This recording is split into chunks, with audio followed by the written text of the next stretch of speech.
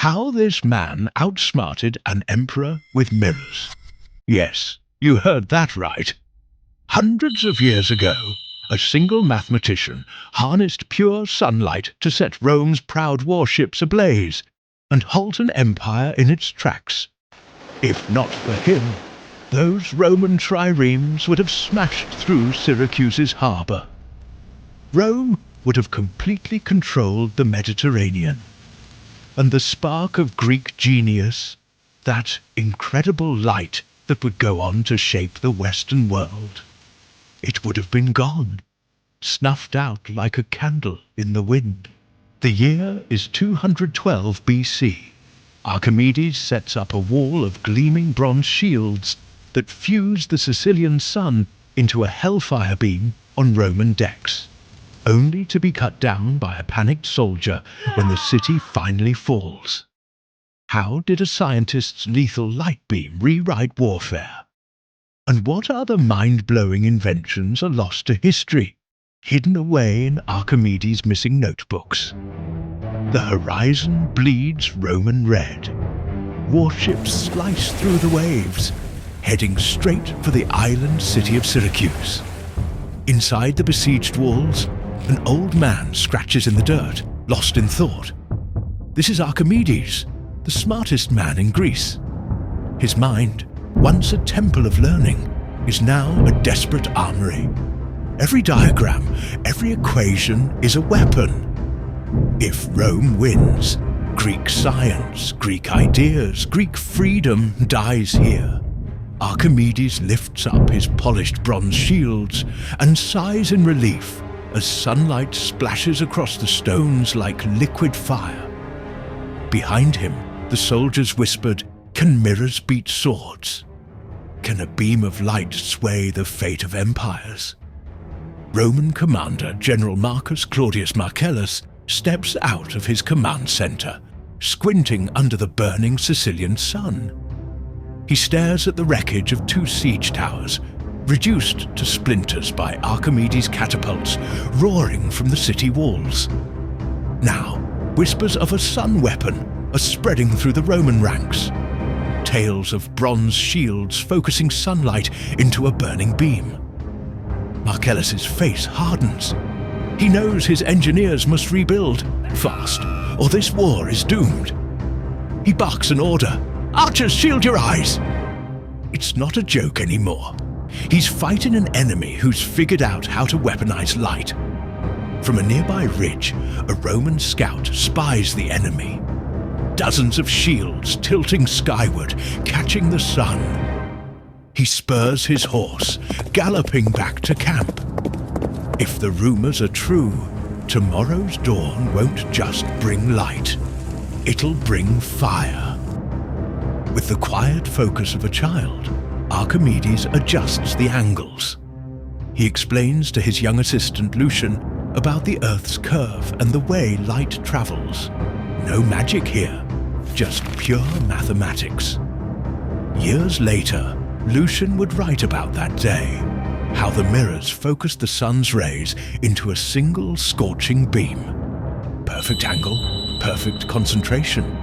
A death ray capable of setting wooden ships ablaze from miles away. Lucian asks, "What if clouds come?" Archimedes smiles sadly. Even genius can't command the weather. He whispers, "Then we find another way." But everyone knew the terrible truth. If the sun disappears, so does Syracuse's only hope. The next morning, the first rays of dawn glint off the approaching Roman fleet, a sea of steel reflecting off of the rising sun. On the ships, archers prepare their flaming arrows, testing the wind. On the walls of Syracuse, Archimedes' mirrors turn in perfect synchronization, awaiting the moment to strike with concentrated sunlight. A deadly dance of light and fire is about to begin. Archimedes angled those polished shields so they caught sunlight from every direction and funneled it into one fierce burning beam aimed straight at the Roman ships. The sun's rays move over the water and hit the shields, focusing into a bright, burning beam. And just like that, a single burning point of light shot across the water. The Roman captain barely had time to shield his eyes before the deck beneath him burst into flames. Panicked, sailors started leaping into the sea to escape. The entire fleet pulled back in horror, and in that moment of smoke and fear, a legend was forged.